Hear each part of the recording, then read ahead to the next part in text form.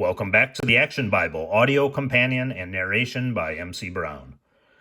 And as usual here, we're following along, and if you didn't hit the timestamp already, which is in every video, just as an introduction to the series, we're in the Action Bible, which is a beautiful graphic novel chronicling the Bible adaptation. Illustrations by Sergio Carrillo, general editor Doug Mouse, with text by 2010, copyright by David C. Cook. So this is a beautiful graphic novel chronicling important main parts of the Bible, truncated, obviously, to 750 pages. I know that sounds like a bit of an oxymoron, but truncated as best it could be into 750 pages of beautiful artwork and text. And so as we've been going around, I'm just narrating it. Some of the words, names I may mispronounce, and I apologize, as I've done in previous videos. Great listener, Greg, corrected me on Esau's name is Esau, so my apologies for last video pronouncing Esau as he's really Esau, and he'll be in this chapter too, so we'll be pronouncing him correctly. Any other names that may come up, I apologize. Trying to get it right, and if they're in a continuing part in between days I'm recording, then I will definitely make that correction, and please be patient and kind, because there's probably going to be a lot of those. Just to let you know, just God's moving my heart to do this. Hoping this will help somebody. If you feel like it will, please share it with them. Like this video so you can get exposure. Just subscribe, share, share, hit the notification bell, whatever you can do just to kind of get traction for these. And hopefully when we're all done, whatever parts these end up exactly being in the end, a lot of them, obviously, in this playlist, that hopefully will reach and touch somebody, and it's definitely helping me as I want to dig back into this. And as I stated in previous videos, I got a few hundred pages in. I had restarted with a friend. They had ditched me for the audio versions of these, and now, ironically enough, I'm kind of doing my own audio narration of them, so that's fine. I restarted over. I feel like this is what God wants me to do, and I'm enjoying it along the way too. So if you timestamped it, you've already heard it, but just as if you just hit the timestamp, we are on page 82 to start this part 8, Leaving Laban, based on Genesis 31. So Jacob marries Rachel and begins another 7 years of work for Laban. But God blesses Jacob and makes him rich with his own flocks. One day, Jacob calls his wives together. Have you noticed that your father keeps scowling at me, even while he's cheating me? I think it's time to go. God is telling me to return home. Jacob loads everything on camels and herds, his flock, together. Soon the caravan is on its way. Laban may follow, so keep watch and tell me if you see him coming. As they travel, Jacob guards the camel carrying Rachel and her only son Joseph. Jacob's other 10 sons watch with jealous eyes. Without realizing it, Jacob sows seeds of trouble for the son he loves best. Several days after leaving Laban, "Look, riders! Laban and his men! Quick, tell Jacob!"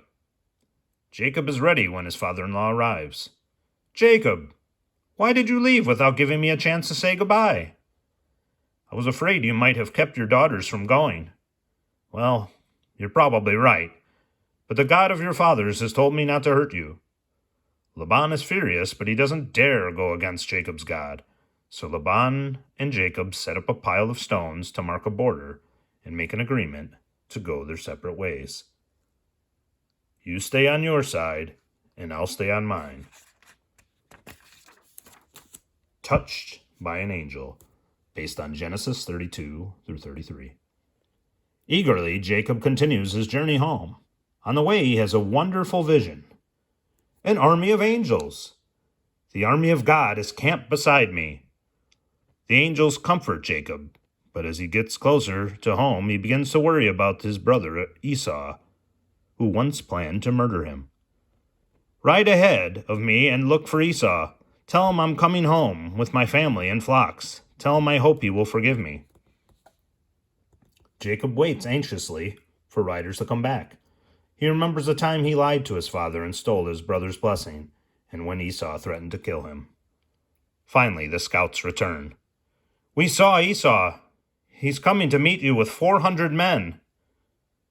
Jacob is frightened, but he is also shrewd. He divides his caravan into 2 parts. Then he sends servants ahead with presents for Esau. If Esau attacks one group, the other can get away.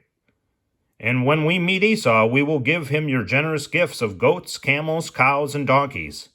He will be very impressed. That night Jacob prays, confessing his sins, admitting his fear, and asking for God's help. But still he cannot sleep. My family would be safer on the other side of the river. So in the middle of the night, Jacob moves his family. You will be safer on the other side, Rachel. I wish you would stay with us. But Jacob needs to be alone. Later that night, as he prays, he feels himself wrestling with a mysterious stranger. The struggle is fierce, but Jacob does not give up until the stranger blesses him. Your name will not be Jacob any longer. Instead, you will be Israel, which means God wrestler. The next morning, Jacob is limping because he hurt his hip wrestling with the angel. But Jacob is happy because he knows God has blessed him. Jacob goes confidently to meet his brother Esau. Jacob, my brother, I'm happy to see you again. Esau, I'm so glad you don't hate me anymore. Proudly, Jacob presents his family. Well, the ones he loves most, anyway. This is my wife, Rachel, and my son, Joseph. It's good to see my brother's family. God has really blessed you. Homecoming, based on Genesis 35. After feasting together, the brothers say goodbye. Jacob heads towards his father's home in Hebron. Goodbye, Jacob, and greet my father for me. I will tell him you are doing well. Goodbye, and God bless you, Esau. Some time later, on the way, Jacob stops at Bethel. Rachel, this stone marks the place where I saw angels coming to me from heaven. This is where God promised to take care of me. He has taken care of me more than I deserve. God has been good to us, Jacob. I pray that he will take care of our son, Joseph, and the child who is soon to be born. Later on the journey, not far from Bethlehem, Rachel's child is born. It's a boy, master, but Rachel is dead. Oh, little Benjamin, you and your brother Joseph are all that reminded me of my beloved wife. Jacob buries his beloved wife Rachel, then he and his family continue sadly on their journey, stopping now and then to rest and feed the flocks. As they travel on, Jacob wonders. Rachel has died. My parents are old. Will I even get to my father while he is still alive?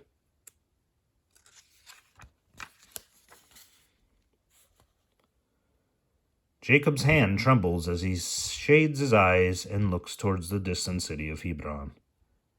Is that where grandfather Isaac lives? Yes, Joseph. I pray we are not too late.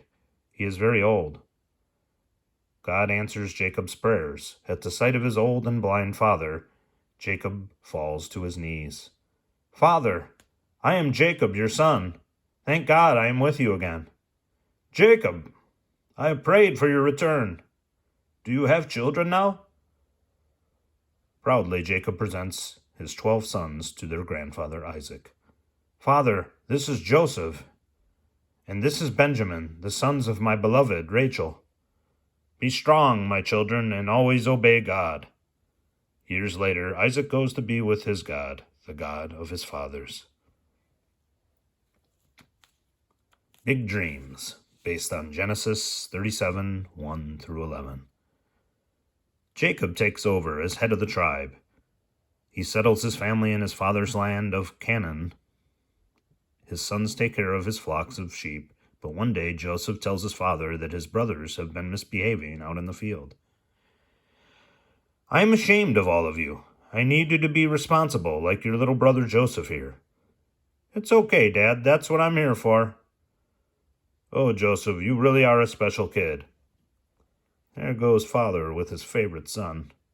I can't believe he told on us. What's next? Father puts him in charge of the flocks? I'll never take orders from Joseph. One day Jacob gives his beloved son a special gift.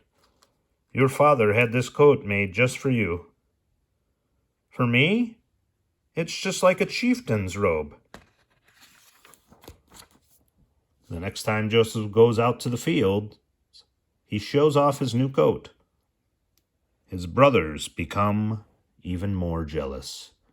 But that is nothing compared to how they feel when Joseph says, "This reminds me, I had a dream last night. We were all bundling grain.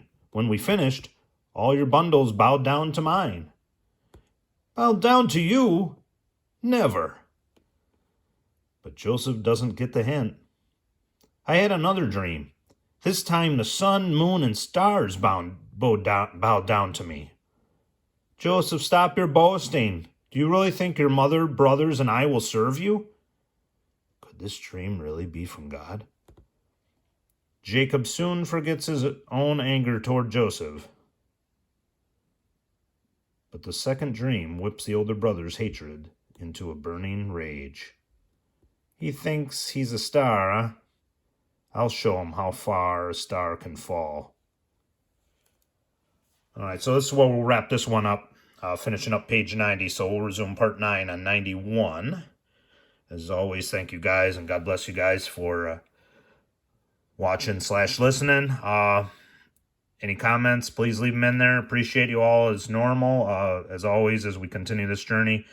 Appreciate it, and please feel free to either share it or share any comments or pronunciation corrections with me in there. If you jumped into the timestamp, you heard the change from Esau to Esau. I addressed that at the beginning of the video, so I apologize for that. So that's the change in name if you were a timestamper that jumped ahead from the beginning, missed the beginning of this video. So again, when we reach part 9, we'll resume in page 91, Dreamer for Sale. I thank you all again. Appreciate you all. God bless, and we'll see you next time.